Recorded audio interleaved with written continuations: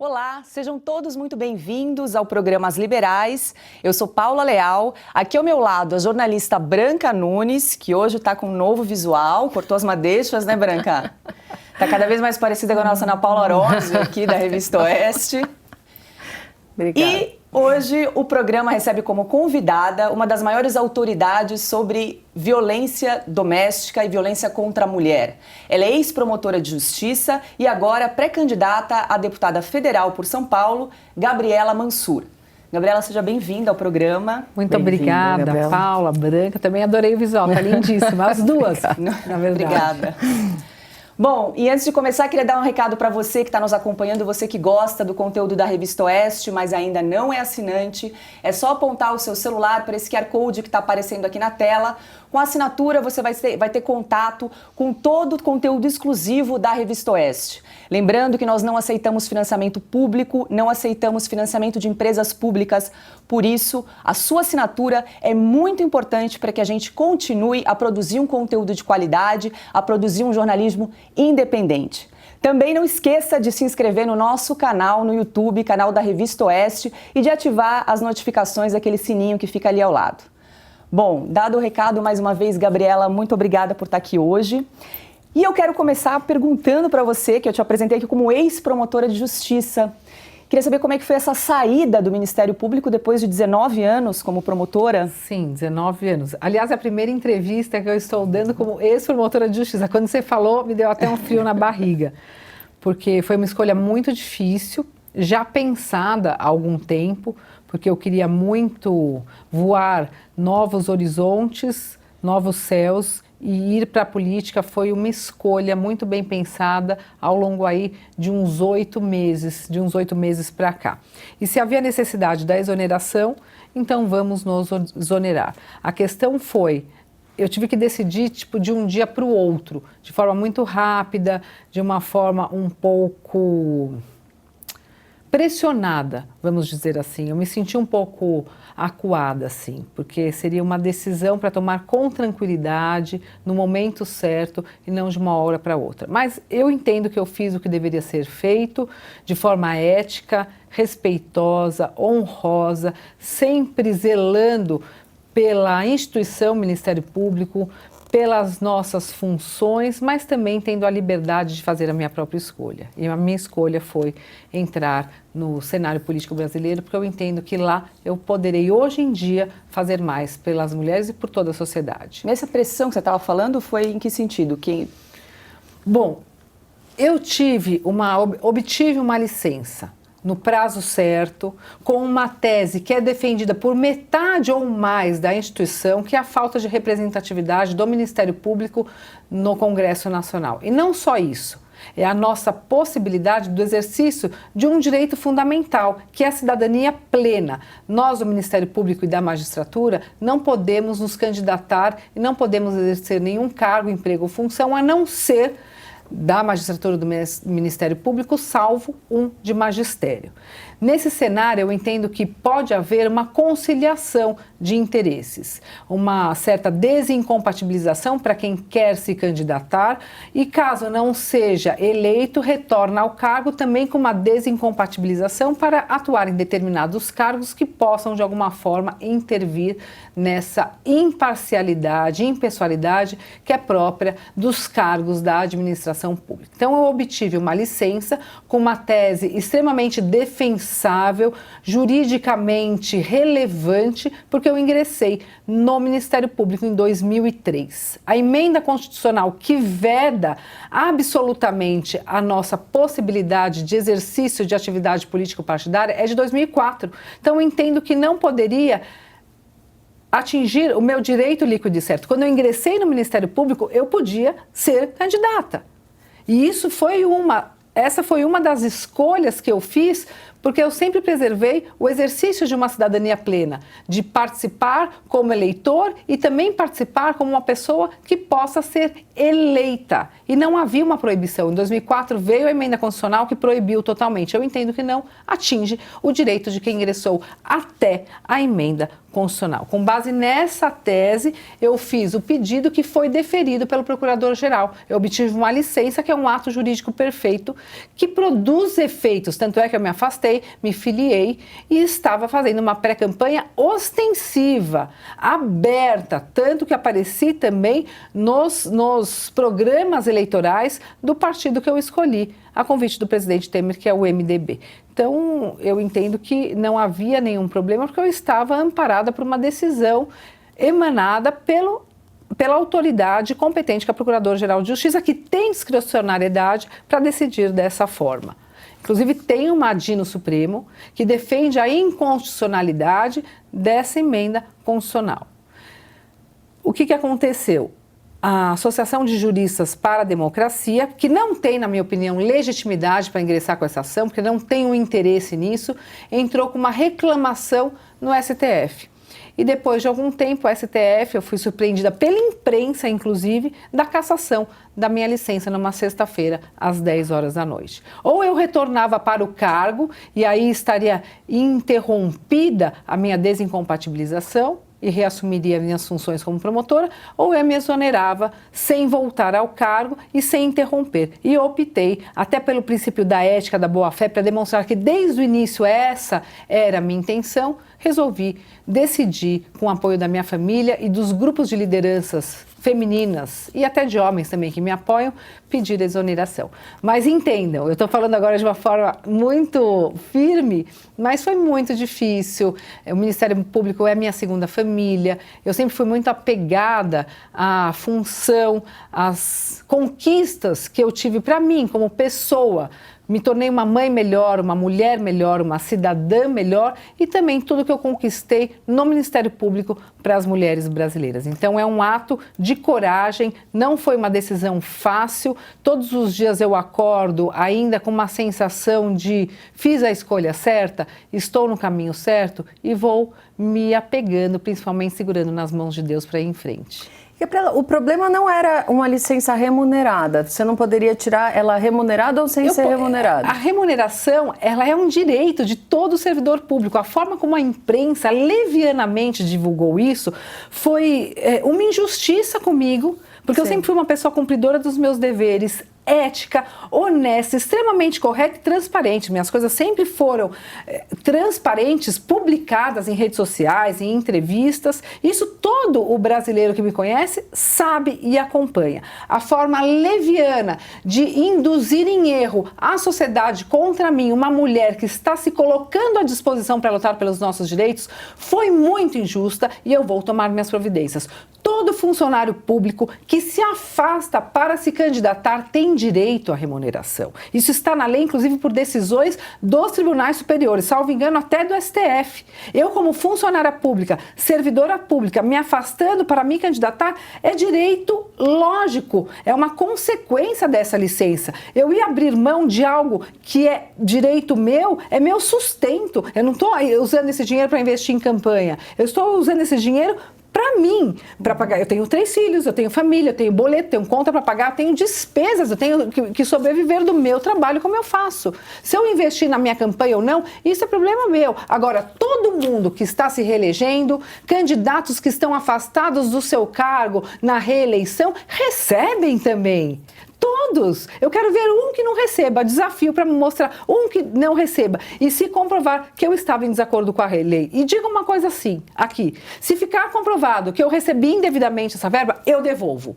Aliás, eu compenso das verbas que o Estado me deve de 19 anos de carreira, que vários reajustes e verbas que eu deveria receber não foram pagas. Inclusive, eu me exonerei sem receber férias, 13º, licença-prêmio, dias de compensação, plantões que eu fiz de 19 anos de trabalho e dedicação, quase que 24 horas para a carreira do Ministério Público. Não me arrependo, mas não vou permitir que manchem a minha honra, a minha trajetória de comprometimento com a sociedade brasileira. Isso eu não permito.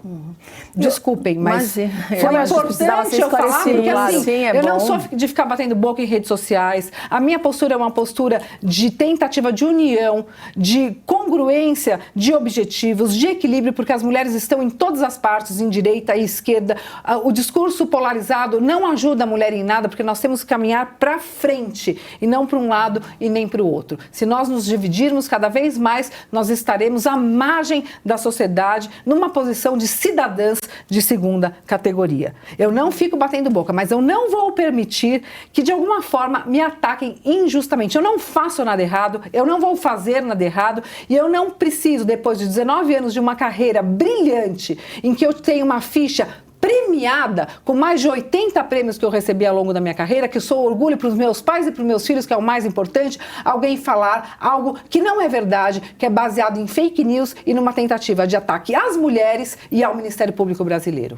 O Gabriela Flandrin, você vem de uma família de advogados mesmo, né?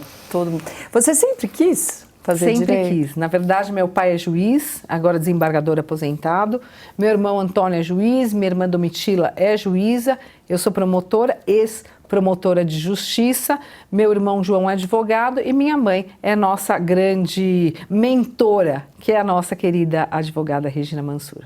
E todos eles te apoiaram nessa decisão de ir para a política, Gabriela? Todos eles, mais ou menos. Foi um trabalho de convencimento. Mas eles apoiam, o que nós temos em casa? Um apoio de você busca a sua felicidade com respeito, com dignidade e com comprometimento. Não é a busca por uma aventura, é a busca por um sonho com o objetivo de fazer a diferença na vida das pessoas. Meu pai sempre pediu duas coisas pra gente: não sejam autoritários, tampouco sejam de alguma forma descomprometidos com aquilo que vocês se predispõe a fazer, principalmente quando você exerce um cargo público. O serviço é para a sociedade e não para você. É óbvio que você tem uma estabilidade, uma vitalicidade, a aposentadoria, direitos que eu abri mão por uma imposição constitucional. Eu não aceito que uma cidadã como eu não possa me candidatar. Eu tenho que abrir mão da minha profissão, da minha carreira para me candidatar, para representar as mulheres brasileiras. Eu acho isso injusto. Quantas pessoas que, desculpem, não estou fazendo crítica a um ou outro, no geral, quantas pessoas têm crimes nas costas, ficha suja, condenações pendentes e são candidatos e ninguém fala nada? A minha ficha é limpíssima, acabei de tirar os atestados de improbidade administrativa, criminais, para me inscrever nas ordens da OAB e do meu partido. Pelo amor de Deus, eu quero ver quem são os candidatos que têm a ficha limpa que eu tenho e uma ficha premiada, uma carreira que demonstra o meu comprometimento com a minha sociedade. Então, eu não aceito isso. Porém, minha família, no começo, acharam que seria um prejuízo muito grande para a minha vida pessoal, financeiro, para os meus filhos, eu abrir mão da minha carreira para me candidatar. E haveria essa necessidade em determinado momento. Mas eu preferi, não é arriscar, eu preferi, de fato, trilhar um novo caminho. E você também é um dos nomes cotados para vice do Rodrigo Garcia, né? Você pensa sobre isso? Você toparia também esse desafio? Eu estou à disposição da sociedade brasileira naquilo que for melhor. Eu gosto muito do Rodrigo Garcia. Ele sempre abriu as portas do governo do estado de São Paulo para as políticas públicas das mulheres, para nos ouvir. Sempre foi uma pessoa extremamente simples, comprometido com a política. Eu gosto muito do trabalho dele. Tenho um vínculo de respeito, admiração profissional, não de amizade, mas de respeito e coleguismo. Mas venho me aproximando dele ao longo dos tempos. Ele me orientou muito nessa questão do partido, da exoneração, sempre o partido me apoiou muito. Aliás, eu fui para o partido a convite de todos eles e eu acredito que seja uma grande vantagem ter uma mulher no governo do estado de São Paulo, algo que nós nunca tivemos, para fazer a diferença para as mulheres brasileiras. As mulheres hoje são 53% do eleitorado. Só que nós não somos estatísticas, querida Branca, querida Paula. Nós somos pessoas cidadãs com uma emancipação intelectual, sim. Nós podemos e devemos escolher em quem votar, em quem nos representa e temos que ter essa oportunidade de escolha com pessoas que possam, de fato, levar os nossos direitos adiante. Então, eu estou à disposição da sociedade como pré-candidata a deputada federal, como pré-candidata também um dos nomes cotados como vice do Rodrigo Garcia, fazendo o que for melhor para mim e para a sociedade brasileira e para minha família também. Agora, você está no MDB e o Rodrigo Garcia é do PSDB. Como é que você enxerga essa parceria, essa união entre Geraldo Alckmin, ex-PSDB, e agora o pré-candidato à presidência Luiz Inácio Lula da Silva? Bom, a política, pelo que eu vi, transita muito. Entendi num primeiro momento como algo que para mim fosse extremamente incongruente, porque são ideologias muito diferentes e que estão se unindo com o propósito de ganhar as eleições. Eu não sei se o propósito é de fazer a diferença ou de levar adiante as pautas que acreditam, as políticas públicas que acreditam. Para mim é uma tomada de poder, uma reserva de poder, de espaço, para, de alguma forma, fazer oposição ao governo atual, no meu entendimento. Eu gosto muito, não quero criticar, porque eu gosto muito do ex-governador Geraldo Alckmin. Também sempre tive uma ótima interlocução com ele, sempre tive portas abertas enquanto ele era governador do estado de São Paulo. Eu acho ele uma pessoa extremamente experiente. Nós já conversamos, ele já me orientou nessa questão política, mas essa aliança eu entendo que, de alguma forma, é a união aí de poder para fazer a oposição ao governo atual. Agora, conta um pouco também, como ser do direito é uma coisa quase natural, né? E esse lado de que você foi para a violência contra a mulher? Indignação, Branca. Eu sempre me indignei com situações de injustiça em relação aos direitos das mulheres. Desde pequena, a gente assiste, a gente escuta, a gente percebe situações muito camufladas de violência que não deixam marcas, mas que muitas vezes marcam a vida daquela família, daquela mulher. E em alguns momentos da minha vida, eu não sabia como ajudar, onde pedir ajuda, o que fazer, quando eu via, assistia situações de violência com pessoas que a gente convive, família, escola, clube, bairro, comunidade, e eu sempre tive essa sensibilidade. Talvez eu tenha nascido com isso. E isso me incomodava demais. E injustiças na escola, em que menina pode isso, menina não pode isso, menino pode. E eu fui crescendo com essa indignação e sempre já fazendo grupos de apoio, de união, de estudo para essas questões de conquistas dos direitos das mulheres. E sempre admirei mulheres que tinham a sua liberdade, que trabalhavam, que tinham a independência financeira, que tinham essa emancipação da vida, liberdade de escolha. E vi a diferença entre as mulheres independentes e as mulheres que não tinham essa liberdade. E passei a lutar por isso. Então, fui para a faculdade de Direito, porque também na minha casa, né, ou você faz Direito, não tinha muita ou você não escolha. faz nada, não tinha muita escolha.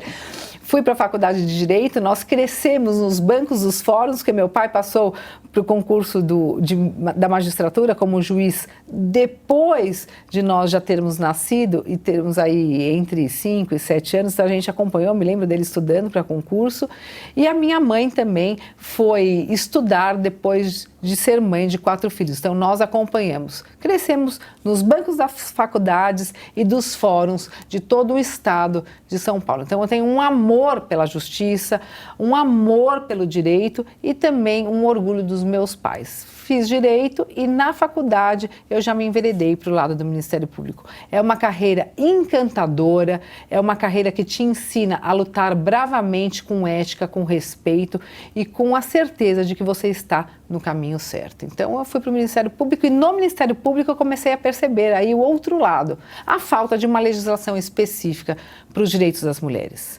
A naturalização da violência, crimes de menor potencial ofensivo em que sequer a vítima era ouvida. E eu via muitas vítimas machucadas em bancos de fóruns, de delegacia, mas eu como promotora não conseguia falar com ela porque ela não chegava até mim. Os processos se encerravam antes de chegar ao Ministério Público para fazer uma denúncia, para ouvir as partes. A gente fazia a tal da transação penal. Aliás, eu sou contra a transação penal em qualquer crime de violência contra a mulher. Explica o que é a transação penal. A transação penal, crimes de menor potencial ofensivo, que tem penas menor, a época era 1 ano, mas que tem penas máximas menor do que 2 anos, pode haver a transação penal, que é um acordo feito, proposto pelo promotor para o autor dos fatos com a homologação do juiz. Então, é o pagamento de uma cesta básica, prestação de serviço à comunidade ou também doação a alguma entidade beneficente cadastrada no Poder Judiciário. E isso ele pagava uma multa, uma cesta básica, não se falava mais sobre os fatos, não era réu, era autor dos fatos. E ele saía pela porta da frente do fórum, com a vítima do lado machucada e não se falava mais nisso. Só que a violência não é só um processo criminal. A violência não é só uma denúncia. A denúncia é uma das fases da violência. Ela está passando por situações que a colocam em risco. Ela precisa não só de um processo criminal ajudando a ela sair da violência, mas também de um apoio psicológico, de uma medida protetiva, de um encaminhamento para o mercado de trabalho, talvez de um tratamento de álcool e droga daquele agressor. É um conjunto de ações que você pode diminuir a violência contra a mulher e evitar que aquela mulher seja vítima de um feminicídio. Então, se você tem a transação penal, você naquele momento encerra, mas você não corta o mal pela raiz. Pelo contrário, você muitas vezes dá uma chancela para que a violência continue. E muitas mulheres, Paula, eu recebi na minha sala de Ministério Público como vítimas de ameaça, fizeram transação penal e foram vítimas de feminicídio. E eu fui promotora, tanto da transação penal, me sentindo a pior promotora do mundo, porque eu não consegui evitar uma morte, como eu fiz o júri daquela mulher que não estava mais ali. Eu ouvi os choros dos filhos dela no tribunal do júri. E eu tinha o comprometimento com a justiça de condenar aquele réu, mas isso não traria a mãe, a filha e a mulher de volta. Essa é a realidade. Então, para todos os crimes de violência contra a mulher, eu sou contra a transação penal. Hoje em dia, a transação penal só é proibida nos crimes de violência doméstica ocorridos entre relação íntima de afeto, parceiros e ex-parceiros, namorados e ex-namorados, quando há o vínculo familiar ou habitam o mesmo local, domicílio, mesmo domicílio. Agora, stalking, importunação sexual, assédio sexual no trabalho, é permitida a transação penal. E isso, para mim, é um total desrespeito à dignidade da pessoa humana enquanto mulheres, porque nós não podemos negociar a nossa liberdade, a nossa integridade física, a nossa dignidade sexual e a nossa vida. De nenhuma forma, a nossa vida é inegociável. Agora, nós somos o 5º país com maior índice de violência contra a mulher do mundo, né? Por que o Brasil tem lamentavelmente, esse alto índice, Gabriela? Você que trabalhou tanto tempo com isso. Vários fatores. O primeiro eu acabei de falar, a sensação de impunidade, como se nós autorizássemos os crimes de violência contra a mulher. Eu falo enquanto Estado, enquanto poder, que eu já não sou mais, mas enfim, enquanto sistema de justiça, enquanto governo. As leis são brandas, são frágeis e muitas vezes a punição não chega, porque as varas são lotadas, não havia, agora existe, mas não havia varas especializadas, delegacias da mulher, promotorias especializadas, então os crimes ficavam no meio de outros, como tráfico, como roubo, como latrocínio. Geralmente, nesses casos de violência contra a mulher, os réus respondem aos processos soltos, exatamente pela baixa quantidade de pena, os outros são presos, têm prioridade, e esses com penas baixas acabam prescrevendo ou acaba ocorrendo a decadência do direito de representação. Então, o primeiro ponto é a legislação é falha, as leis são brandas para os crimes de violência contra a mulher. A segunda questão é falta de comprometimento público. Não há investimento em creche para a mãe que trabalha fora, e aí ela não consegue trabalhar, depende economicamente. Em saúde para a mulher que muitas vezes está com problemas de saúde mental, por sofrer uma violência psicológica, então ela acaba não saindo desse ciclo de violência e ficando cada vez mais vulnerável, vindo a ser vítimas de feminicídio, ou elas próprias se automutilam ou cometem suicídio suicídio, muitas vezes também a falta de acesso à escola, ao trabalho. Isso tudo faz com que a mulher fique numa situação de extrema vulnerabilidade. E segundo, é o machismo estrutural do nosso país. Infelizmente, nós temos um país machista que ainda trata a mulher como cidadã de segunda categoria, como se ela tivesse que ser submissa, como se ela tivesse que ser controlada sobre as suas vontades, escolhas e também o sentimento de posse sobre a mulher. Tanto é que a gente vê hoje em dia nas redes sociais que escancarou esse machismo, que é o pano de fundo da violência contra a mulher, as situações que as mulheres são muitas vezes expostas, estuprada quando está dando à luz, agredida no seu ambiente de trabalho por ter instaurado um procedimento disciplinar. A questão da exposição de mulheres que tiveram escolhas de doar o filho depois de ter sido estuprada, são situações que nos colocam numa vitrine de como se fôssemos apenas objetos e não cidadãs com os nossos direitos preservados na Constituição. A Constituição brasileira é feminina, é para os homens e também para as mulheres. Você usa bastante o dado, a porcentagem de que 80% das mulheres já sofreram algum tipo de assédio no trabalho, né? É um número alto esse. O que é considerado assédio? É um número alto, porém não é um número grotesco, porque todos os dados que eu falo são falados com embasamento, com fundamentação e com a realidade nua e crua que a gente assiste todos os dias, seja na promotoria, seja nas denúncias que eu recebo extra-Ministério Público. Tem um projeto que atende todos os dias praticamente entre 50 e 100 mulheres de todo o Brasil que pedem ajuda. E eu também estive à frente, nos últimos 3 anos, foi um projeto meu, da Ouvidoria das Mulheres, que é um canal de denúncias e também um órgão que sugere políticas públicas a partir de dados trazidos pelos órgãos responsáveis por fazer esse levantamento. Então, secretarias de segurança pública, o próprio CNJ, Conselho Nacional do Ministério Público, os tribunais e os ministérios públicos. Então, esses dados nós temos um alto número de mulheres que sofrem assédio. As pessoas acham que o assédio sexual no trabalho é agarrar a mulher que está na sua frente. Não é só isso. É uma cantada. É uma discriminação por ser mulher, são piadas sobre sexo ou sobre qualquer situação que constranja aquela mulher, é demonstrar uma intimidade que não tem, é insistir muitas vezes em uma carona, em um ambiente após o trabalho, mas que é uma conexão do trabalho, por exemplo, happy hour ou confraternização, tem muitos casos assim, em que há essa insistência para que aquela mulher ceda às investidas sexuais daquela outra pessoa que tem um vínculo trabalhista e muitas vezes um cargo hierárquico. Hoje em dia, os tribunais não reconhecem somente quando há essa hierarquia. Muitas vezes, quando tem o mesmo cargo, já é considerado assédio sexual no trabalho por conta dessa vulnerabilidade da mulher brasileira. E algumas outras situações também, mensagens, WhatsApp, essa perseguição nas redes sociais, tudo isso é considerado assédio sexual no trabalho. O assédio é o nome amplo, é o gênero. E aí nós temos as espécies de cada crime, de cada situação. Por isso que o número é alto, eu já sofri, inclusive eu processei. Agora, o que acontece? Nós temos uma alta subnotificação. As mulheres não têm coragem, porque elas sofrem represália, perseguição, exposição, julgamento, como se ela fosse a culpada por aquela situação.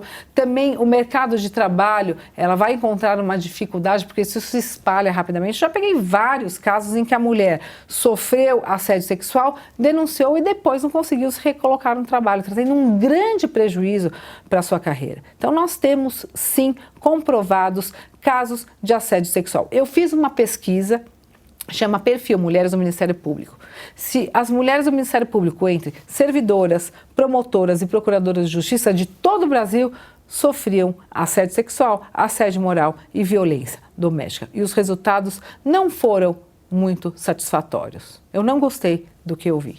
E só para E agora saiu da magistratura, esse livro aqui que você escreveu, Código de Compliance Feminino, é sobre essas regras no mercado de trabalho, entre homens e mulheres, em empresas, é isso? Sim, exatamente. Por que você escreveu esse livro? Exatamente por conta dessa situação. O que eu vejo, Paula? Muitas empresas me procuram para saber o que fazer em situações de assédio moral, de assédio sexual ou das mulheres que sofrem violência e são funcionárias e que elas podem de alguma forma evitar que essa violência se perpetue, evitar mandar essa mulher embora, porque isso vai aumentar o risco. Então eu trabalho com isso há muito tempo porque eu vejo essa situação e o trabalho para mim é muito importante. Eu acredito que a mulher tem que ter um ambiente saudável de trabalho.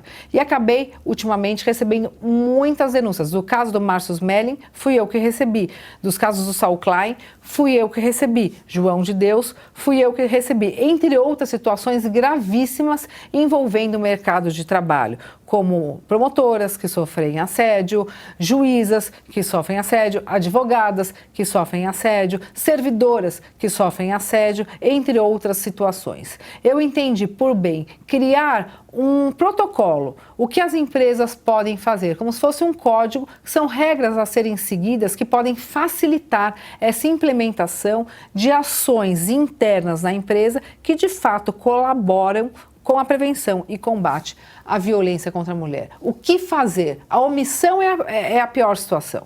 A omissão é algo que deve ser repreendido porque a empresa sabe que está tendo uma situação de violência e nada faz. Agora, isso é uma coisa que precisa incluir também os homens, né, nessa batalha, nessa luta, porque eu tenho colegas que já confidenciaram que são diretores de empresa, até diretor de redação, que não fica mais sozinho com uma mulher para uma reunião ou pegar um elevador, porque ele tem receio de ser denunciado por assédio. A gente até entrevistou recentemente a Ana Paula Henkel, que é nossa colunista aqui na Revista Oeste, ela comentando que o filho dela de 20 anos, que mora nos Estados Unidos, ele printa as telas das conversas que ele tem com meninas, com amigas, porque ele tem medo de repente, ser acusado de assédio. Ele não sai sozinho com uma menina que ele não conhece, eles saem sempre em bando, porque eles têm esse receio. Então, e muitas vezes, até queria te perguntar, né, a questão do meio de prova, porque no assédio, muitas vezes, a prova é a palavra da mulher versus a palavra do homem, porque você não tem prova material, né? Então, é claro que toda a investigação, todo o processo de assédio tem que passar por uma investigação criteriosa, provas, testemunhas, mas muitas vezes, até fazendo aqui o advogado do diabo, pensando no homem também, né? Há um assassinato de reputação muitas vezes, né? E o homem precisa entender, eu acho que às vezes ele está meio perdido nessa história, e tem receio de como ele vai se comportar no ambiente de trabalho, o que é um elogio respeitoso, o que né, atravessa... Também diferenciar o que seria uma paquera saudável de um assédio, porque também tem uma diferença, né? Não sei se é a partir do momento em que a mulher a forçação de barra se sente incomodada, né? São algumas questões que eu gostaria de colocar que é muito importante. Não existe um radicalismo de minha parte, existe uma realidade. E se os homens hoje em dia estão agindo assim é porque houve situações que de alguma forma conduziram a esse tipo de comportamento. As mulheres começaram a denunciar mais. Denunciar situações que de fato configuravam o assédio. Então os homens que não cometem assédio, eles de alguma forma se sentem intimidados com essa nova postura e se sentem responsáveis por mostrar que eles têm um comportamento ético. E os homens éticos sempre serão éticos. Eu convivo com vários homens que são grandes apoiadores do meu trabalho e que têm comportamento ético e ilibado e se preocupam sim com essa situação. Então, eles perguntam, não entra sozinha numa reunião, então. Printa as telas de celular. O que você tem a mais não vai te prejudicar numa situação de alguma acusação falsa. Então, assim, é um novo comportamento, da mesma forma que a gente entra num lugar escuro à noite sozinha, a gente tem medo de ser importunada. Você tem? Você tem? Sim. Então, assim, por que nós temos que se comportar com medo e os homens não podem se prevenir de alguma acusação? É a realidade, vamos encarar. Isso não é um problema tão grave porque a gente tem medo de sair sozinha na rua e muitas vezes eu deixei de fazer várias coisas por ser mulher, como todas de nós já deixamos. Eu várias vezes fiquei na janela da minha casa esperando minha filha adolescente chegar da festa, da balada, como todas nós que temos filhas. Como também fiquei preocupada com os meus filhos, mas é outro tipo de preocupação. É a realidade? Então vamos encarar a realidade. Quando você fala da palavra da vítima, Paula, são indícios de prova, não é uma prova cabal. E eu sempre fui muito justa com isso. Mas são indícios para você entender o que está acontecendo, construir outras provas, produzir outras provas para, de fato, comprovar aquela situação, se foi crime ou não. E eu sempre fui muito atenta a isso, porque eu não quero nunca, como promotora, ou agora como advogada, e como cidadã, como mãe, como filha, cometer qualquer tipo de injustiça. Então, são indícios que, junto com outras provas, com outros indícios, você acaba formando a convicção de que aquele fato é verdadeiro. De todas as situações que eu peguei hoje em dia, são 20 anos de carreira, 10% era falsa acusação ou uma denúncia falsa ou eu não consegui comprovar. 90% eu consegui a condenação, não porque eu quis condenar, porque eu quis promover a justiça. Que muitas vezes a opinião pública condena antes da própria justiça, né? Sim, Isso agora é eu complicado. entendo que há um prejuízo à reputação se ele foi falsamente acusado, mas também há instrumentos legais para reparação desse dano. Quando uma mulher é exposta nas redes sociais, muitas vezes não há essa preocupação. Parece que os homens têm essa reputação, de alguma forma, prejudicada, e é ruim mesmo, e eles têm os instrumentos legais para buscar a reparação e denunciar a mulher por uma falsa comunicação de crime, por uma denunciação caluniosa, enfim, são situações de injustiça que infelizmente ocorrem para ambos os lados. Então, por que uma vítima de violência constante, assim, violência doméstica, também nem sempre denuncia? Medo. A palavra medo é a que mais fundamenta o silêncio da vítima. Medo de várias situações. Medo de ser criticada, medo de ser julgada socialmente como se a saia fosse o motivo do crime, ou o batom vermelho, ou o posicionamento, medo muitas vezes de sofrer represália no trabalho e o medo de ser morta, porque muitas vezes ela não consegue uma proteção e a própria proteção que ela consegue não impede aquele instinto criminoso do seu agressor de causar um sofrimento naquela mulher. Os crimes de violência contra a mulher, eles são permeados pelo sofrimento, pela crueldade. Por isso que vários crimes são bárbaros. Ele matou com tantas facadas. Dificilmente eu peguei crimes de violência contra a mulher, Paula, de feminicídio, que ele deu um tiro e matou. Ele quer causar um sofrimento. Então mutila, dá várias facadas, vários tiros, espanca até a morte, tranca não sei aonde, enforca, asfixia. São situações de extrema crueldade, são requintes de crueldade empregados nos crimes de violência contra a mulher. Então, o medo fundamenta, na maioria dos casos, o silêncio da mulher. Então, como que uma mulher que sofre esse tipo de violência deveria proceder? Deve proceder, né? Buscando ajuda. Onde? Silenciando, ela vai cada vez mais ficar na violência. E muitas mulheres que procuram ajuda, mesmo com medo, são fortalecidas. Apoio psicológico, apoio socioassistencial, independência financeira, realização pessoal, autoestima, valorização da autoestima, da essência feminina, e ela vai trabalhando esse medo. A coragem não é a falta de medo, mas é o ímpeto de aceitar aquela situação e conseguir conduzir a sua vida de acordo com a sua escolha. Ela escolheu denunciar e está amparada por uma lei, por uma justiça, por apoios multidisciplinares, ela consegue ir adiante. Então ela pode denunciar. Hoje em dia nós temos vários canais de denúncia, as portas da justiça se abriram para as mulheres em situação de violência, as redes sociais também são importantes para a divulgação e para a indignação da sociedade. Aquela indignação que eu tinha quando eu era pequena, hoje é a indignação das pessoas que assistem nas redes sociais, muitas vezes o que eu assistia e não sabia para quem pedir ajuda. E quando você enxerga a violência, quando você vê uma mulher sendo socada dentro do emprego, ou sendo estuprada enquanto está dando à luz, você percebe que o problema é muito grave. Porque poderia ser qualquer uma de nós, uma filha nossa, uma irmã nossa, uma mãe, uma amiga, uma irmã. E isso causa uma indignação e um senso de justiça. Então as portas se abriram. Ministério Público, Poder Judiciário, nos sites do Ministério Público, Judiciário da sua cidade, você pode denunciar. Nós temos também o Disque 180, que é o canal oficial do governo federal, que é muito bom.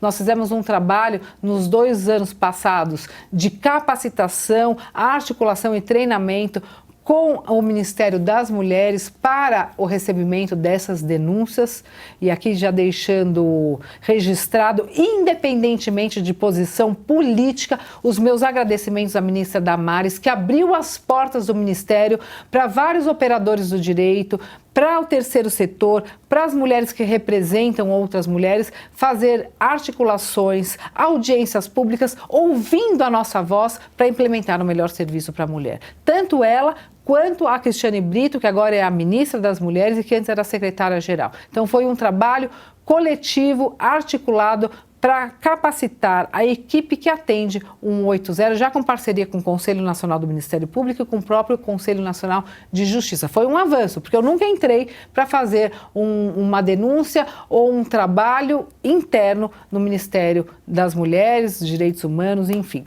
Nós temos também as delegacias de polícia, as delegacias das mulheres, temos os boletins de ocorrência online, que com a pandemia nós tivemos esse avanço, defensorias públicas, Casa da Mulher Brasileira no seu estado, e também nós temos um projeto, aqui eu vou fazer a minha propaganda, se vocês permitirem, que é o Justiceiras. O Justiceiras foi um projeto criado durante a pandemia por mim, junto com pessoas que trabalham na rede de proteção de defesa dos direitos das mulheres. É um canal de denúncias online por WhatsApp em que você encaminha um oi ou um preciso de ajuda, você recebe um link com um formulário. É um número de telefone? É um número de telefone. Tá. E aí nesse formulário você preenche o seu pedido de ajuda e aperta o Enter. Ele é encaminhado para uma equipe multidisciplinar. Toda mulher que pede ajuda vai receber uma advogada, uma psicóloga, uma assistente social, uma médica, se for necessário, e uma melhor amiga, que é a rede de acolhimento. Quem atende essas mulheres? Voluntárias de todo o Brasil. Eu abri para pedido de ajuda e para escrever, para atender outras mulheres. E hoje nós temos 10 mil voluntárias inscritas em todo o Brasil e 27 países do mundo. Brasileiras que moram fora do Brasil, que querem ajudar as brasileiras também que moram fora e sofrem violência.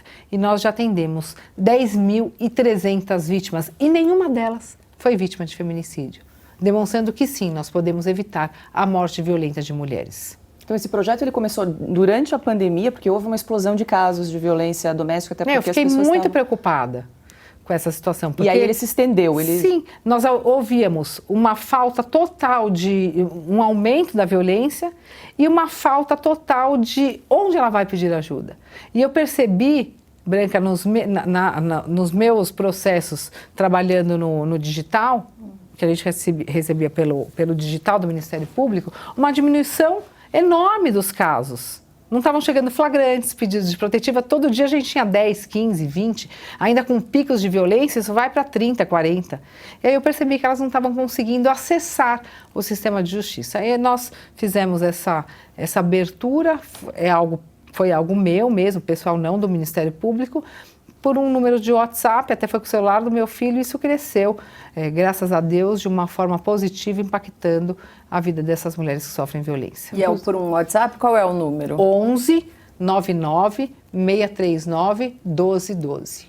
Legal, a gente vai colocar aqui depois no programa. Que bom. Para quem precisar. Inclusive, houve um aumento de crianças também, né? Violência, porque as escolas ficaram fechadas muito tempo, né? A gente não pode esquecer que o Brasil foi um dos países onde as escolas ficaram fechadas por mais tempo, né? Acho que um dos únicos onde os bares e cinemas abriram antes de escolas, né? E as escolas são um canal muito importante de denúncia, né, Gabriela? Muito importante e...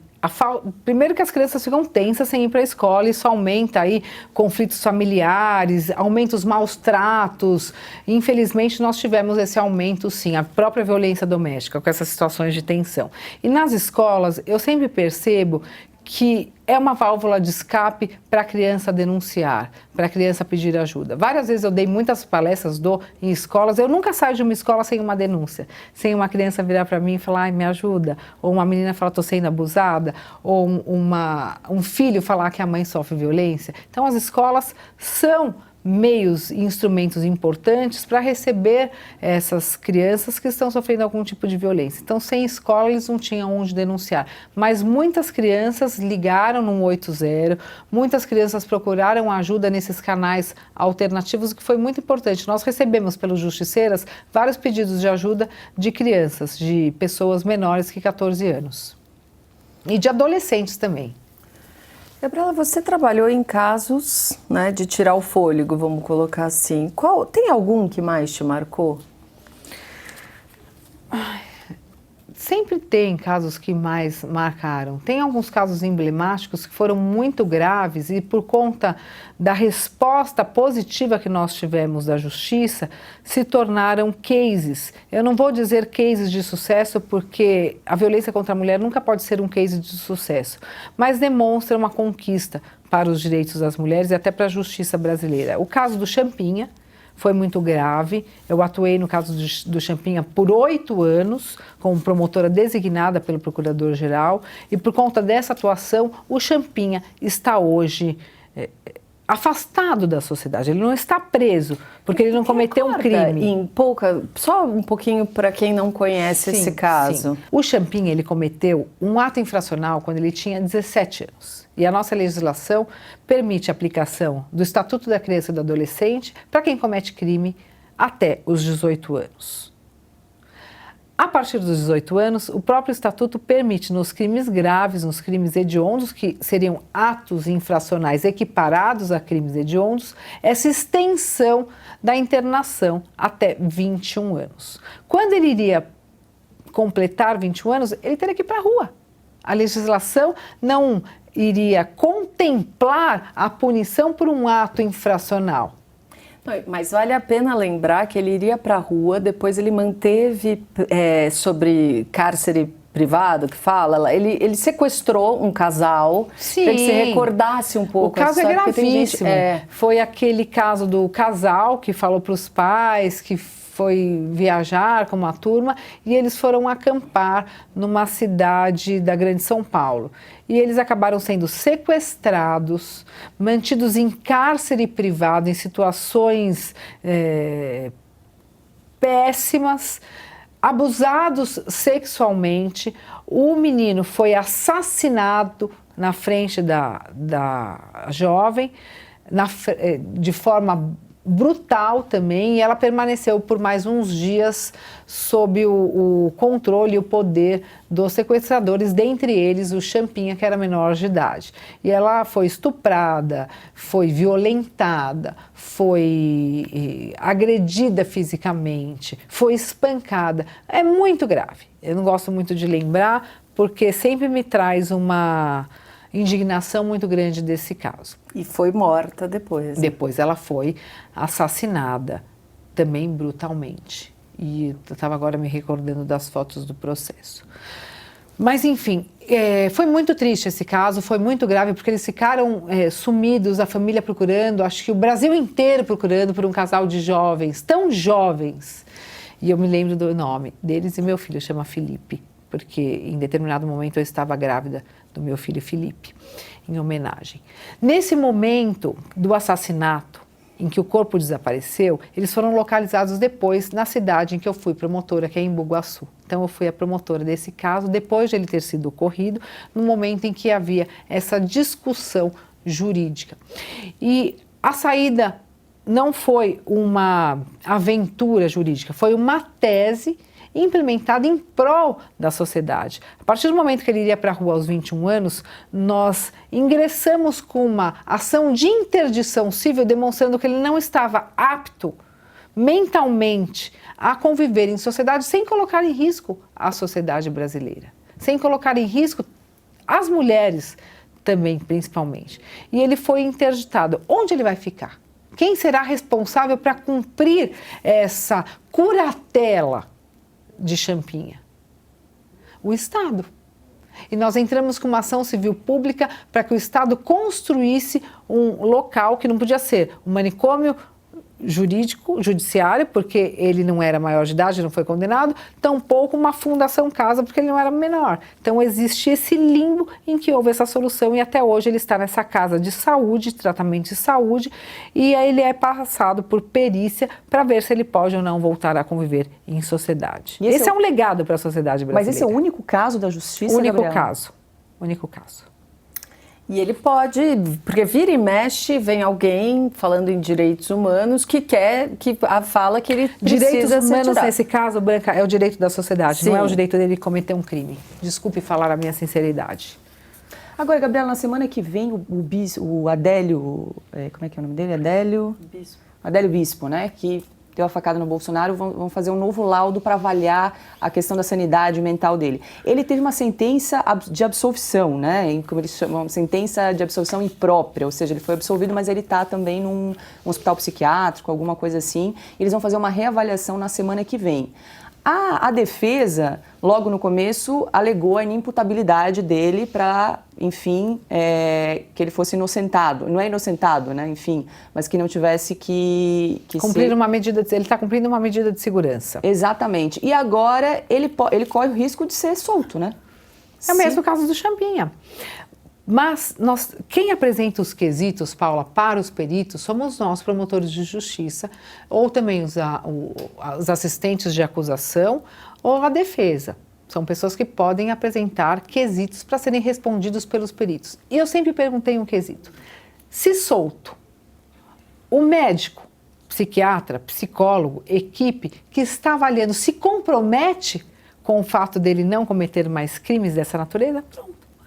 Porque vai tirar das costas do Ministério Público, que não tem essa responsabilidade, nós aplicamos a lei, e da Justiça, que julga de acordo com a lei. Quem vai trazer o fundamento técnico para amparar a nossa decisão é a equipe médica, a equipe multidisciplinar, e eles que vão me trazer. Então, existe risco dele ir para a sociedade dessa forma? Ele está totalmente ressocializado? Eu só quero essa pergunta. E isso deveria constar em todas as leis de execução penal. Porque quem está preso por crimes de estupro, de homicídios gravíssimos, de feminicídios, entre outras situações, pode cometer outros crimes. Não pode ter saidinha, o regime de progressão de penas tem que ser diferenciado e tem que ter uma avaliação periódica com um atestado de que não colocará em risco a sociedade brasileira. Os direitos humanos não é individual, ele é coletivo.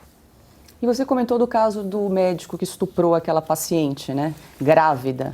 E agora estava se discutindo um dos projetos no Congresso sobre castração química. Qual a tua avaliação sobre isso? Bom, quando a gente escuta falar sobre castração química, a gente tem uma noção que é como se a pessoa não tivesse mais órgão sexual. Sim. Não é? É isso, para a sociedade, como claro, passa? Eu até fui estudar isso para poder ter um posicionamento. O que acontece? É um tratamento que aos poucos vai diminuindo o prazer sexual, o apetite sexual, a libido da pessoa. Testosterona, eles mexem com hormônios, Sim, né? é isso. Então, eu não sei se se a castração química iria resolver aquele problema. Porque ele pode ter esse ímpeto de violência, de desejo sexual contra a vontade da vítima, e ao invés de ele ter uma relação sexual ou abusar sexualmente daquela mulher, ele pode agredi-la, ele pode matá-la. Então, eu não sei se resolve. Para mim, tem que ter penas mais altas e tratamento penal mais rígido para esses crimes. Mas eu não sou contra, eu só acho que não resolveria o problema. Mas eu sou muito contra a legislação atual. Do jeito que está, não pode ficar. O que mudou? Faz alguns anos, né, que você tá desde 2003. Quando você começou? 2003. 2003. O que mudou? Quais foram os avanços e o que precisaria melhorar bastante Bom, em termos de avanços, várias legislações, Lei Maria da Penha, que tirou a transação penal, que trouxe uma equipe multidisciplinar, varas especializadas, delegacias dos direitos das mulheres, entre outras situações benéficas para as mulheres. Medidas protetivas são importantíssimas, ressocialização do agressor, que eu faço esse trabalho de ressocialização do agressor e ele resolve muito o problema da reincidência. Nos projetos em que nós aplicamos a ressocialização do agressor, vejam, nós diminuímos a reincidência de 65% para 2%. Onde há boa vontade, a implementação do que está previsto na lei, nós conseguimos mudar a realidade daquela família, daquela situação e daquele homem, daquela mulher que estão envolvidos nesse contexto de violência. Ela como vítima e ele como réu. Nós temos aí também lei da importunação sexual, que eu participei da construção dessa lei, do feminicídio, que é muito importante. Nós temos um crime hediondo, o crime que mata a mulher, ele é hediondo, a pessoa que mata uma mulher por ela ser mulher é um crime hediondo, então nós temos penas maiores, uma rigidez no tratamento processual penal e a impossibilidade da alegação da legítima defesa da honra. Matei por ciúmes, matei porque fui traído, matei por amor. Não existe isso, porque você relativiza o crime cometido como se a culpa fosse da mulher. E as penas ficam mais brandas. Como que você vai justificar a morte de uma mulher? Os ciúmes diminui a sua pena? Não podemos ter isso. Então, eu sou totalmente contra essa situação. Então, eu sou a favor do crime da lei do crime de feminicídio. Participei também da violência psicológica, da violência política contra as mulheres, do stalking. São avanços legislativos. O que nós precisamos? De leis mais rígidas, penas mais altas. A pena de lesão corporal é menor do que a pena de um furto de um celular. Se você quebra o nariz de uma mulher, dá um soco na cara de uma mulher, enquanto ela estava amamentando, como o caso que eu peguei ontem, nós temos o quê? Uma pena de 6 meses de detenção. Quando você furta um objeto, você tem uma pena de 1 ano. Como se a nossa vida valesse menos do que um bem patrimonial e não uma vida. E isso, para mim, é algo desproporcional e que viola os nossos direitos previstos na Constituição. Então, nós temos que ter penas mais altas, tratamento processual penal mais rígido, uma dotação orçamentária própria, um investimento em políticas públicas para as mulheres. A gente sempre pede favor. Para ter uma delegacia da mulher, a gente tem que pedir para o governador. Para ter uma casa-abrigo, nós temos que pedir para o prefeito. Para ter uma fiscalização de protetiva, nós temos que pedir para o secretário de Segurança Pública. Nós temos que ser a pessoa que decide, a pessoa jurídica, o órgão público que decide. Então, eu sou a favor, Secretaria de Mulheres, nos municípios, nos governos e também um Ministério das Mulheres, só das mulheres, no governo federal. E já coloquei isso, inclusive, para o presidente da República, Jair Bolsonaro, na oportunidade em que ele abriu as portas para ouvir as pautas e as demandas das mulheres de algumas lideranças brasileiras. E eu tive a honra de ter sido convidada para poder apresentar aquilo que eu acho necessário para combate à violência contra a mulher. E, por fim, nós precisamos, de fato, mostrar o prejuízo da violência contra a mulher. Não só o prejuízo financeiro, porque uma mulher que sofre violência causa um prejuízo familiar, porque ela é mandada embora do emprego, ela é arrimo de família, então é um prejuízo social quando a mulher sofre violência. Fora toda a implementação de políticas públicas que nós temos para atender essa mulher que sofre violência. É um prejuízo enorme. Nós tivemos 16 milhões de mulheres que sofreram violência em 2019. Cada mulher custa, esse é um custo que eu levantei, uns 5 mil reais para o Estado. Façam as contas.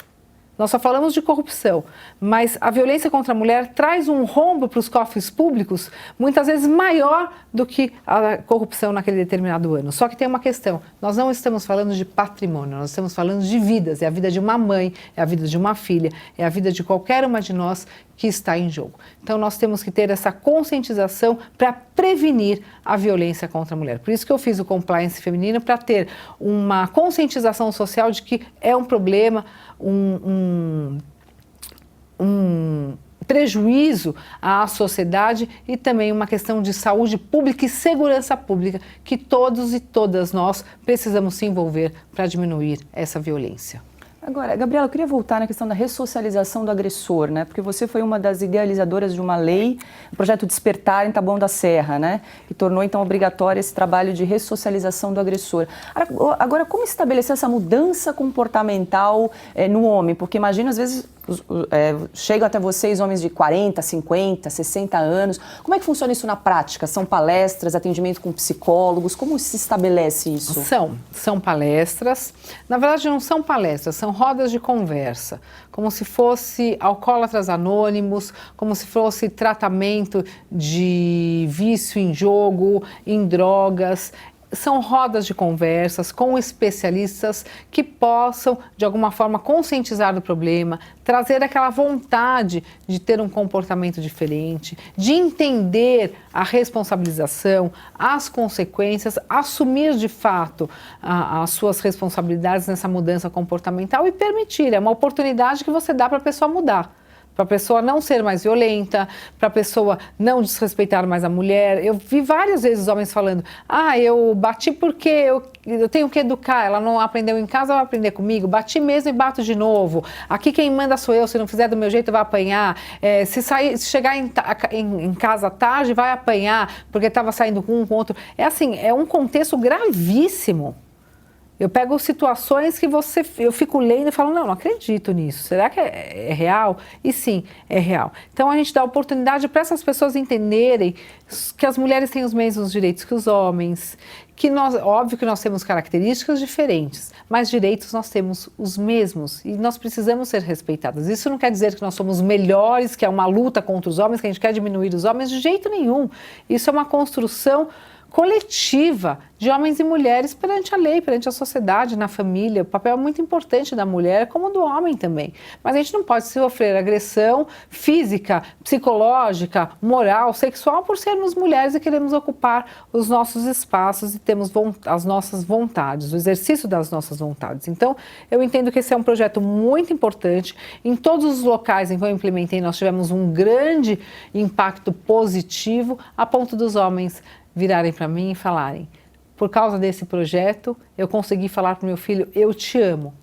Por causa desse projeto, eu entendi que eu não posso bater na minha mulher. Por causa desse projeto, eu parei de beber. Então, são situações que trazem para mim uma felicidade de poder mudar a vida de uma pessoa que se predispôs a participar desse projeto e mudou, de fato, evitando que aquela mulher sofresse mais violência. Ele tem um tempo de duração ou é como um Alcoólicos Anônimos, não, assim que...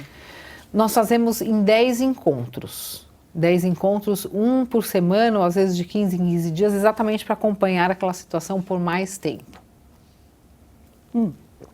Dura de 2 a 3 horas os encontros. Antes nós fazíamos presenciais, o que era mais difícil, porque eu nunca tinha verba, nunca tinha espaço, ninguém acreditava no projeto, mas eu acreditei. Então eu pagava do meu bolso os técnicos, os psicólogos, eu ia conseguir os espaços, fazer na sala da promotoria, enfim, eu fui tentando dar um jeito de mostrar que aquele resultado seria positivo. E isso se tornou uma política pública e depois da pandemia nós tivemos a grata surpresa de conseguir fazer o Tempo de Despertar online. Então a gente teve assim uma maior adesão, um maior número de pessoas impactadas e uma transformação social maior. Quantos homens já passaram por esse projeto? Mais de 1.500. Mas isso é só em Taboão da Serra? Não, começou em Taboão da Serra. Foi Aí de Taboão da Serra eu trouxe para a capital, em alguns bairros onde eu fui promotora, como Penha, Butantã, Santana, trouxe também para outros fóruns e agora não sou mais promotora, mas o Tempo de Despertar vai continuar, se Deus quiser, porque é um projeto do meu instituto, do Justiça de Saia, e coloco à disposição aí do sistema de justiça. E dá para estabelecer algum padrão no comportamento desses homens violentos, Gabriela? Algo que seja comum? Machismo. O machismo. E também essa resistência aos direitos das mulheres, como se os homens se sentissem diminuídos com essa liberdade de escolha da mulher. E não é nada disso, pelo contrário. Nós não estamos, repito, numa luta contra os homens. A gente está numa conquista dos nossos direitos, dos nossos espaços. Isso tem que ser respeitado. As mulheres são machistas? as mulheres reproduzem o machismo. O machismo está em todos e todas nós. Eu já me peguei em várias situações sendo machista, reproduzindo esse machismo, porque nós somos criadas numa sociedade machista. Então nós crescemos com o machismo e a gente acaba, de alguma forma, naturalizando situações que são machistas. Então, eu sempre fico vendo, será que isso é machismo? Será que não é? Será que eu fiz isso? Ou eu julguei antecipadamente? Ou criei alguma situação que possa demonstrar que eu estou tendo um preconceito contra as mulheres? Mas a gente tem que se policiar sim. Quanto mais você vai estudando, tendo informação, se conscientizando, mais você vai deixando de reproduzir esse machismo que todos e todas nós estamos reproduzindo, infelizmente. Agora, o que eu não acho, não é que eu não acho, né? O que eu não entendo é culpar sempre as mulheres. As mulheres são mais machistas do que os homens. E aí acaba sendo sempre a culpa da mulher. A mulher comete machismo contra as mulheres e aí, enfim, né, tá tudo bem. Não tá tudo bem. Acho que essa fala, infelizmente, ela é totalmente prejudicial e desvantajosa e não é verídica também, porque os maiores machistas são os homens porque está ligado ao estereótipo masculino, mas as mulheres reproduzem o machismo, sim. Eu já fui vítima de machismo cometido por homem e reproduzido por mulheres, como todas nós.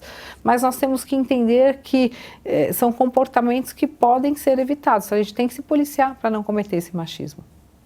Se você pudesse escolher um dos seus projetos mesmo para ampliar para o nível federal, quando você, depois de ser eleita, qual que você escolheria? Se pudesse falar, não, esse aqui você consegue do Brasil inteiro. Tem saída. Inclusão da mulher no mercado de trabalho. A mulher que tem sua independência financeira tem mais chances de fazer as suas próprias escolhas e, se sofrer um relacionamento abusivo, uma violência, mais chances de poder decidir entre ficar ou pedir ajuda, de modo que tem saída a violência contra a mulher, em homenagem à minha mãe, que sempre ensinou que nós mulheres temos que ter a nossa independência financeira. E o trabalho traz uma realização pessoal. Acho que a mulher que está realizada, lutando pelos seus sonhos, tendo a sua vida pessoal também valorizada, ela tem mais autoestima. E a autoestima é que faz com que essa mulher não se envolva em relacionamentos abusivos, seja mais autossuficiente, não dependa economicamente nem emocionalmente de ninguém. É uma construção, está com alguém para somar e não por dependência, e consegue, se estiver num relacionamento abusivo, pedir ajuda e denunciar. Você é feminista? Você se considera feminista? Rótulos não me definem, Branca. O que eu sou? Uma mulher que defende os direitos das mulheres, que admira outras mulheres e que quer construir uma sociedade menos violenta para as mulheres, porque todos os dias eu assisto, eu escuto, eu vejo, recebo violências gravíssimas contra as mulheres. Se isso falarem que é feminista, tudo bem. Se falarem que não é, também não tem problema. Eu sou a Gabriela Mansur, que luto pelos direitos de todas as mulheres, as feministas e as que se dizem antifeministas, que são minhas amigas também. E respeito a escolha delas.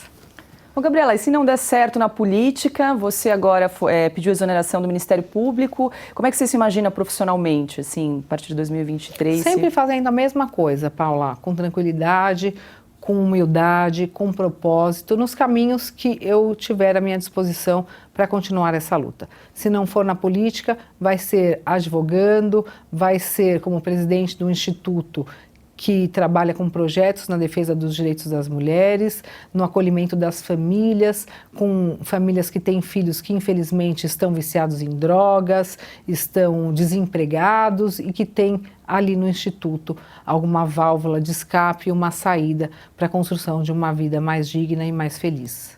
E mais saudável também. Gabriela, você tem 3 filhos, né? Ou eu também posso não fazer nada. Não posso porque eu estou desempregada, preciso do meu salário, preciso trabalhar. Você acha difícil conciliar a maternidade com a tua profissão? Eu acho. Não vou falar que é fácil, porque não é uma coisa fácil. É difícil. Mas o que eu vejo? Que nós temos que nos cobrar menos, nos culpar menos. A gente sempre está com sentimento de culpa. Você está aqui dando uma entrevista, você está falando, ai, não falei com meu filho onde ele está, a Camila, o Felipe, o Arthur, meu Deus, socorro. Dá essa sensação. Então, tranquilidade. Se cobrar menos, tudo dar certo E o coração de mãe é sempre um coração amoroso, um coração cuidadoso, um coração preocupado e o maior coração do mundo. Então a gente sempre dá conta de tudo, mas não é fácil. Nós somos sempre muito criticadas, julgadas, estamos com esse sentimento de culpa, mas é aquilo que eu falei, se a gente está realizada, tem autoestima, a opinião das pessoas não interessa, é o que você é o que você sente. Você está feliz com as suas escolhas? Então tá tudo bem. Eu falo para os meus filhos, vocês vão me apoiar? Mãe, a gente vai te apoiar, vai para cima, a gente está em frente. Falei, vocês vão ter vergonha se eu não for mais promotora? Vocês não vão mais ter orgulho da mamãe? Nossa, mãe, você tá doida? Imagina, a gente tem orgulho de você de qualquer jeito. Vai para cima, você é a nossa esperança. E foi isso que eu fiz. É para eles. Eles têm que idade agora? A Camila tem 22, o Felipe tem 13 e o Arthur tem 10.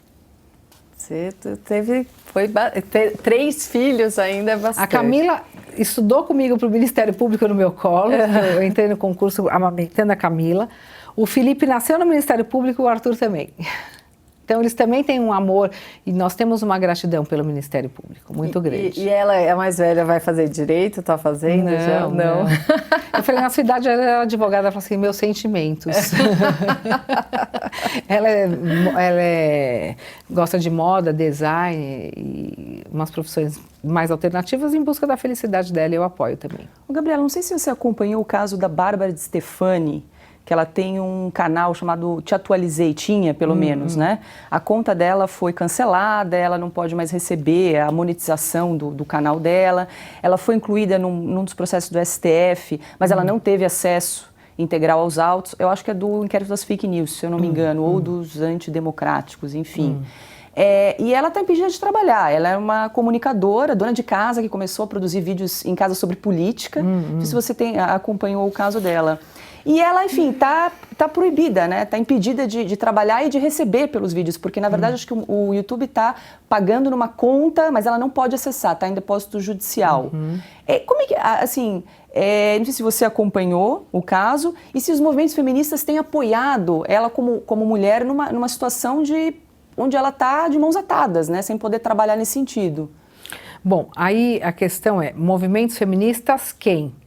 Os movimentos feministas formados por quem? Quais são essas mulheres? Existe aí uma questão ideológica? Eu não aceito esse tipo de situação. Eu acredito, eu até postei hoje nas minhas redes sociais, que os direitos das mulheres não podem ter ideologia. O direito é para todas e nós temos que apoiar todas. Mas eu entendo o que você falou. As pessoas acabam levando para esse lado ideológico. Se a mulher é de direita, extrema-direita, e está com essa questão do fake news, então, portanto, deve ser a posição dela que deve ser respeitada, desde que ela não cometa nenhum crime, enfim. Ela tem os direitos dela e deve ser apoiada por todas as mulheres, como eu sempre fiz. E a recíproca também é verdadeira. Então, assim, se ela precisar da minha ajuda e eu puder ajudar, eu estou à disposição. Então, por isso que eu falei, movimentos feministas é muito amplo. Ela pediu ajuda, ela teve apoio. O que aconteceu? Qual que é a situação? Eu posso ajudar? Estou à disposição se ela precisar dos meus direitos. Eu já me senti abandonada, Paulo, eu entendi o que você quis dizer. Porque a sensação que eu já me senti abandonada, só que eu vou dizer, dos dois lados. Tá? Dos dois lados. Eu já fui numa palestra em que eu falei que eu recebia denúncias de todas as mulheres que sofriam violência e eu fui, de alguma forma, constrangida pela direita, pela extrema-direita. Constrangida, nunca me aconteceu isso na vida.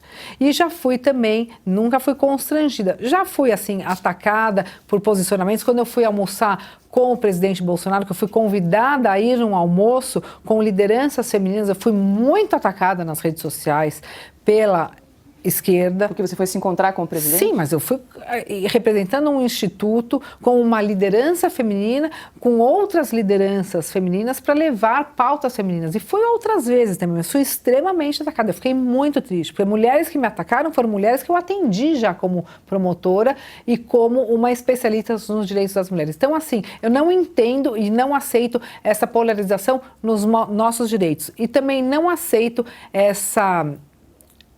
esse apoderamento dos direitos das mulheres de um lado ou do outro. Por isso que eu falei, rótulos não me definem. Para mim, eu sei o que eu sou. Para a sociedade, eu quero ser vista como uma mulher que defende os direitos das mulheres, independentemente do lado que eu estou, das mulheres que eu recebo e das pautas que eu defendo. Vai ser sempre para todas as mulheres. Então, se ela precisar de mim e eu puder ajudá-la de alguma forma, dentro dos limites legais, dentro da nossa Constituição, eu estou à disposição para ajudá-la. E sou contra a falta de acesso aos processos em que as pessoas estão sendo investigadas. Aliás, tem casos de assédio sexual, dentro que eu participei, até ouvi, recebi denúncias em que as mulheres não têm acesso a esses processos. Em empresas ou sob sigilo de justiça, as vítimas que estão sendo processadas devem ter acesso a esses processos. Apenas se houver uma justificação muito plausível que possa, de alguma forma, justificar a não aplicação de uma lei. Certo. Bom, a gente está chegando ao finalzinho do programa. Dá para fazer mais uma rodada aí de perguntas? Nossa, eu achei que eu falei tanto, tem mais? Tem alguém, quem que te inspira? Várias pessoas. Me inspira minha mãe, obviamente. Eu fiz uma entrevista na Jovem Pan e a minha querida amiga falou que eu não, a Fabi Saad, não pode falar que a inspiração é sua mãe, mas gente, não dá para não falar. Minha mãe é uma grande inspiração, meu pai é uma grande inspiração para mim também. As mulheres guerreiras são grandes inspirações que têm coragem de denunciar. Ou as mulheres que são arrimo de família, sofrem violência, muitas vezes não têm como usar a voz. As mulheres que, infelizmente, não tiveram acesso aos seus direitos, não tiveram acesso ao estudo, ao trabalho, e a mulher sempre dá um jeito, e deram um jeito na sua vida. A todos os homens que respeitam os direitos das mulheres, e aqui eu quero registrar o apoio de vários homens ao meu trabalho, gestores públicos, empresários, empreendedores, minha família também, grandes amigos. O Ivan Sartori me inspira também, que é para mim é uma figura de muita coragem, de muita dedicação à justiça e é um grande apoiador do meu trabalho.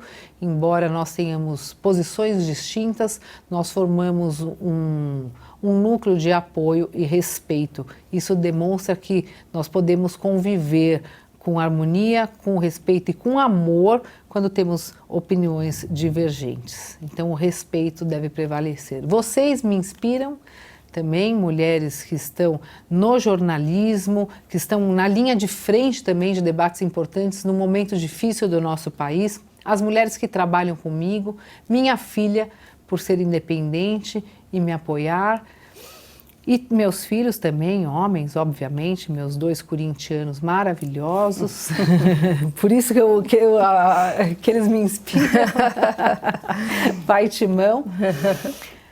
Eu não tenho uma personalidade que me inspire muito, mas a minha família é o meu centro de inspiração, de motivação e de apoio, principalmente minha mãe e minha irmã, Domitila. E eleições presidenciais, já tem candidato, Gabriela?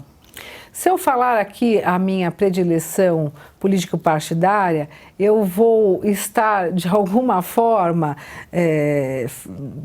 interpretada negativamente. Acho que não é o momento nessa manifestação. Eu apoio mais mulheres no poder, gosto muito das propostas da Simone Tebet, acompanho o trabalho dela. Eu acho que o fato de ela na CPI não ter ajudado ou denunciado situações de constrangimento da CPI não podem pautar um trabalho que ela tem feito ao longo de muito tempo, e eu fui uma das que me pronunciei contra ao tratamento que foi dado à querida médica.